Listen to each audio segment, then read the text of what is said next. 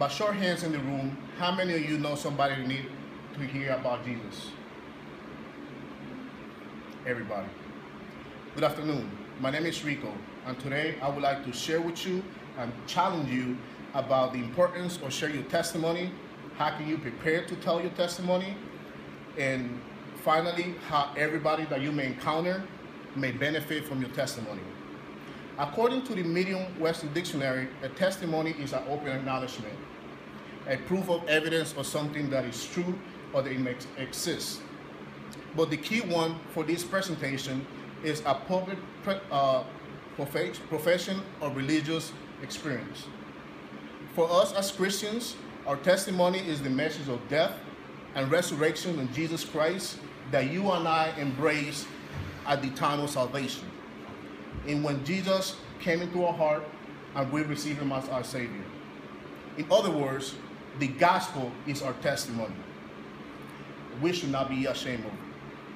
Now, for some reason, when you hear the word testimony, people may think that you have to speak it for an extended period of time, that you have to sound all sophisticated in order to be smart, or to put well words together just to sound believable. No. Your testimony is a simple telling your story to somebody else. So why is it so important to share your testimony? Our testimony is so important because different types of people that we may encounter in the day-to-day basis. There are those who dispute the existence of God. There are those who believe in coincidence or luck. There are those that believe that things are natural in order. There are those who will feel hopeless and lost. There are those who have a concept of God, but they don't quite know him. There are those who absolutely have no concept of God and waiting for somebody to tell them.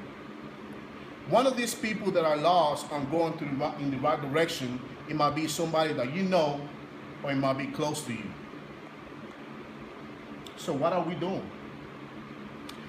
Now that we know the importance about sharing our testimony, how do we prepare to tell our testimony?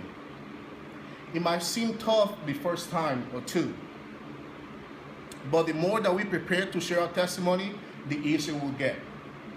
Most people will appreciate your willingness to speak about your testimony, about your life, and in some experience, nobody will argue with you when you want to tell them about your testimony.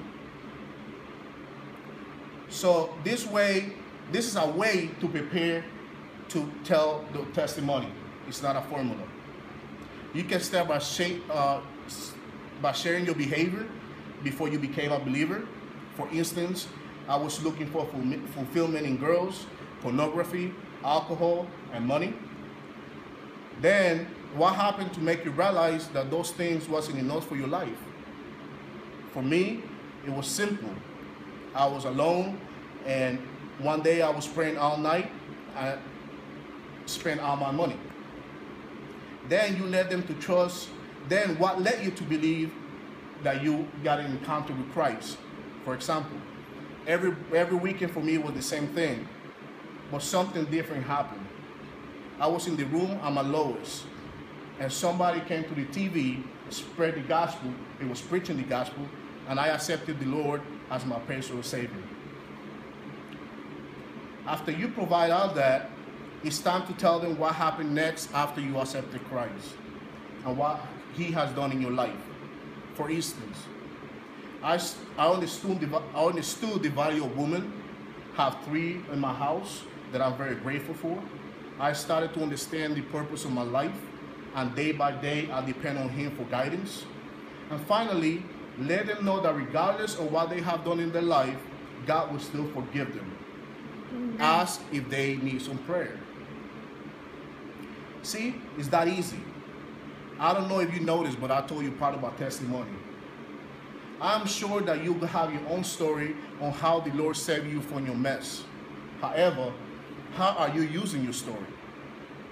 You may even record your testimony and upload it to our Gospel Central website.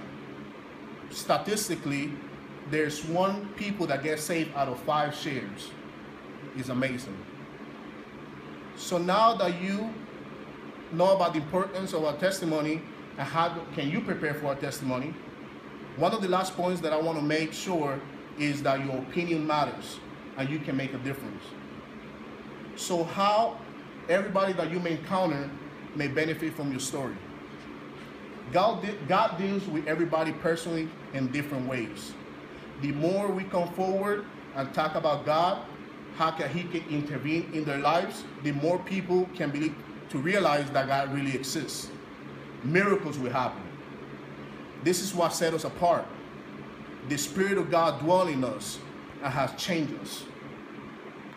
This will inspire others to seek God and turn from their sin so they can know the satisfaction that comes to a person that truly accepted Jesus in their heart.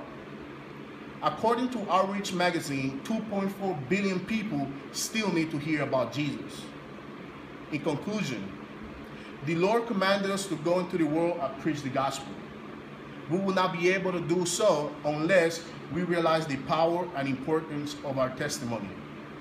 First, I told you about the importance to share your testimony with emphasis of being unashamed of the gospel. Are we opening our mouth to tell people about Jesus?